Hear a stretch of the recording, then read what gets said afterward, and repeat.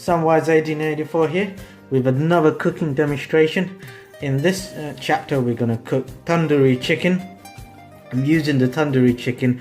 I've cut them into 4 pieces, medium size, and the best thing to do, give them little serrations here so all the flavors and everything sips in.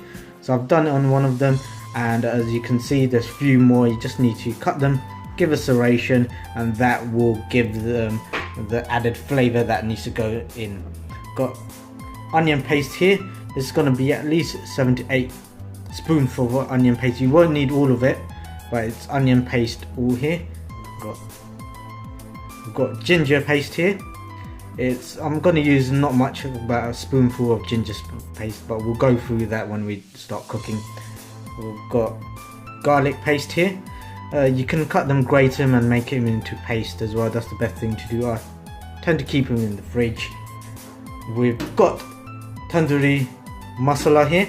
You can buy these from any supermarket online. I'm using the Raja one. They tend to be one of the best, but you can buy them any way you like.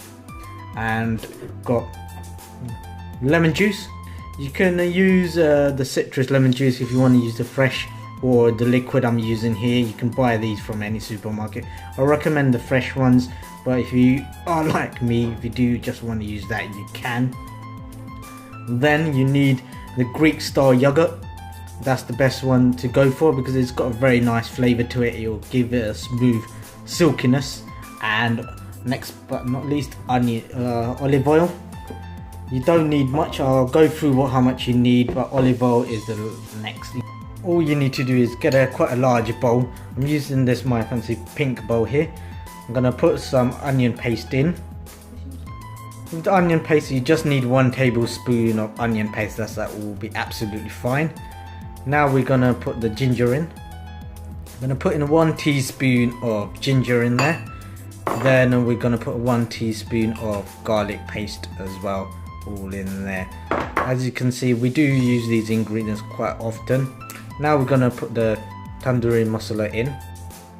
We are gonna put 4 tablespoons of tandoori masala.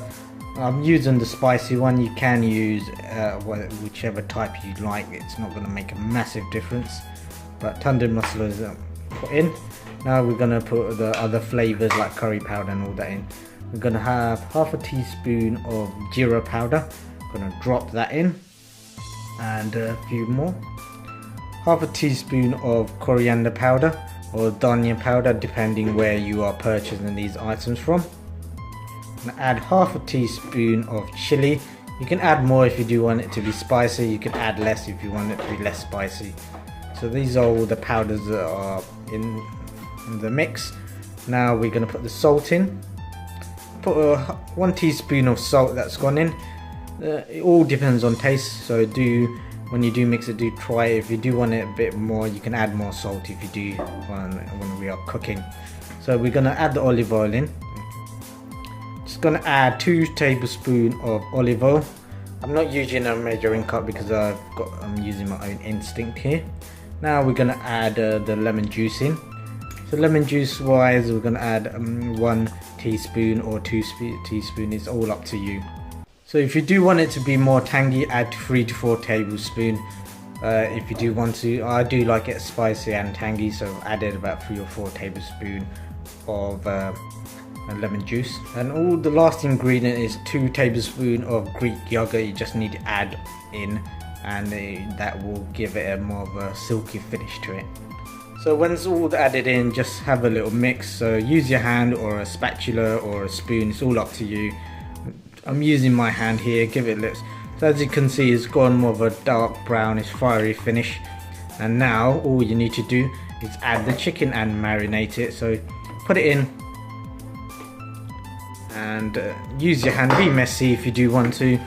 You can use a spoon if you want to. It's all up to you, but I'm using my hand. I want to be messy. So try to mix it with all the chicken so it goes in and it covers all the nuts and crannies.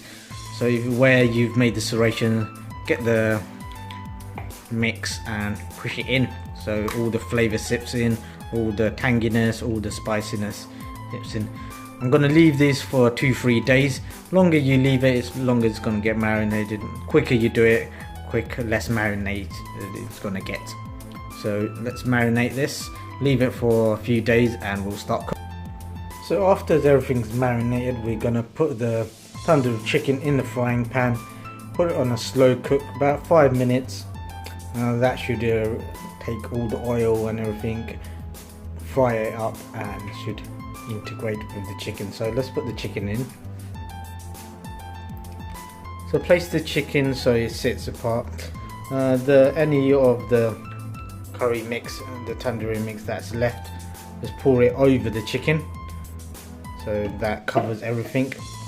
You don't need to add any more oil or anything, so you can see it's more golden, more of a reddish.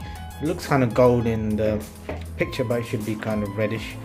So I'm going to put it on gas mark 2 to 3, and it's going to be in there for 5 minutes. Every few minutes have a look at it, turn it over, put the lid on, and that should cook very quickly. It's going to use the oil from the masala itself as I've used it, so you don't need to add any more oil. So let's take the lid off and see how it's going. As you can see, it's bubbling away. That is the optimum moment to rotate the chicken itself. So all you need to do is get a spatula or a tong or whichever you have, just give it a stir and rotate it around so it cooks both sides.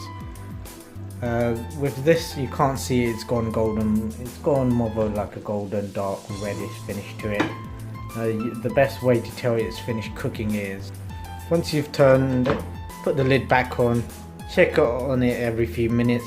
This should take up to 10 to 11 minutes to cook throughout. So after a few minutes, have a look, give it a stir. The best way you can notice it's done is when all the masala and all that is dried up. That will be the optimum time to finish everything off. So after 10 minutes, we'll start plating all this up. Now the tandoori is done, it's time to enjoy it. You can make this in the oven, on the hob, how you would like it. I've made it on the hob as you've seen. This is going to be very delicious. You can eat it with chapatis, naans, rice, anything you like, or just on its own. If you have enjoyed this episode, give it a thumbs up. If you haven't, let me know. If you've got your own recipes, let me know as well, because I do like to cook through these things as well. This is Samwise1884 signing out. Goodbye and good night everybody, and enjoy your tandoori chicken.